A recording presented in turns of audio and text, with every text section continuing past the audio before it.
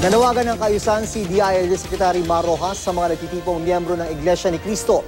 Bati daw ni Rojas na karapatan ng mga mamamayan na magtipon ng payapa para iparating sa mga kinauukulan ng kanilang saloobin. Pero hindi raw dapat ito maging balakid sa karapatan ng iba pang mamamayan. Halimbawa raw, yung mga gusto nang makauwi sa kanilang mga bahay para magpahinga kasama ang mag-anak. Tiniyak din ni Rojas na ipatutupad ng mga pulis ang maximum tolerance sa pagtitipon-tipon. Naroon din ang mga pulis para matiyak ang seguridad ng publiko. Titiyakin din daw ng PNP na walang oportunistang posibleng gamitin ang sitwasyon para makapanlamang. Paalala rin ni Rojas, umiiral pa rin ang batas at hindi ang gusto lang ng tao. Si Vice President Jojo Marbinay, sinulatan na si Justice Secretary Leila de Lima para tigilan ang umano'y pakikialam sa INC. Sabi ni Binay, dapat daw mamayani ang separation of church and state.